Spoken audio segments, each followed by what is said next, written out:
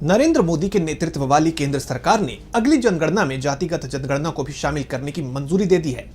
एक तरफ जहां केंद्र की मोदी सरकार समेत तमाम राज्यों की बीजेपी एनडीए सरकारें इसका श्रेय लेने की होड़ में है, अचानक से उनके रुख में बदलाव आ गया है तो विपक्ष इसे अपनी बड़ी जीत बता रहा है।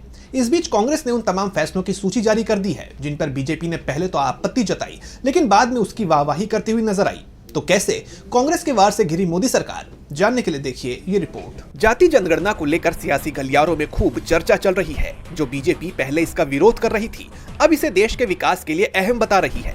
बीजेपी इसका श्रेय लेने की कोशिश कर रही है, लेकिन कांग्रेस ने मोदी सरकार को आईना दिखा दिया है।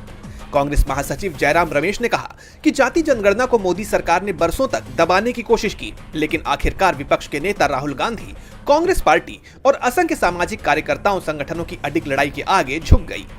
मोदी सरकार, जो कल तक इसके नाम से भी कतराती थी और टाल मटोल में कोई कसर नहीं छोड़ रही थी, आज जनता के भारी दबाव और विपक्ष के संघर्ष के आगे झुककर जाति जनगणना कराने पर राजी हुई है। उन्होंने ट्वीट कर लिखा कि असल में यही भाजपा सरकार का पैटर्न रहा है। पहले हर अच्छी योजना या नीति का विरोध करो, उसे बदनाम करो, और जब जनता का दबाव और हकीकत का सामना करना पड़े तो उसी नीति को अपना लो। जयराम रमेश ने ऐसी कई नीतियों का जिक्र किया जिनका बीजेपी ने विरोध किया था, लेकिन आज वो लागू हैं और लोगों का जीवन बेहतर बनाने में जमीनी स्तर पर अहम योगदान दे रही हैं। उन्होंने कहा कि मनरेगा को लेकर प्रधानमंत्री ने संसद में क्या कहा था, विफलता का स्मारक। लेकिन जब कोरोना जैसी आपदा आई तो यही मनरेगा देश के गरीबों की रीढ़ बन गया। तब क्या हुआ, सरकार ने इसका बजट भी बढ़ाया और खुद इसका क्रेडिट लेने की कोशिश भी की। ऐसा ही आधार के साथ हुआ। जब भाजपा विपक्ष में थी तब यही कहती थी कि यह निजता के लिए खतरा है और सिर्फ एक पॉलिटिकल स्टंट है, लेकिन सत्ता में आते ही उसी आधार को पूरे वेलफेयर सिस्टम की नींव बना दिया गया। कांग्रेस ने जब जीएसटी लाने की पहल की तो भाजपा ने इसका जोरदार विरोध किया, लेकिन सत्ता में आते ही बिना बड़े बदलाव के इसे लागू कर दिया। डायरेक्ट बेनिफिट ट्रांसफर डीबीटी की व्यवस्था कांग्रेस ने बनाई थी।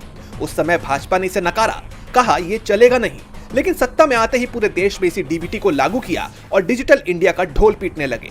इंटर्नशिप अप्रेंटिसशिप स्कीम की बात करें तो कांग्रेस ने 2024 लोकसभा चुनाव के अपने न्याय पत्र में युवा न्याय के तहत अप्रेंटिसशिप स्कीम का वादा किया था।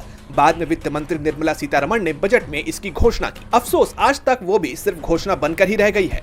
जयराम रमेश ने आगे कहा कि ये लिस्ट यहीं खत्म नहीं होती, असल में ये तो बस कुछ उदाहरण भर है। सच्चाई ये है कि इस सरकार के पास ना तो कोई अपना विजन है और ना ही समस्याओं के समाधान की कोई दिशा।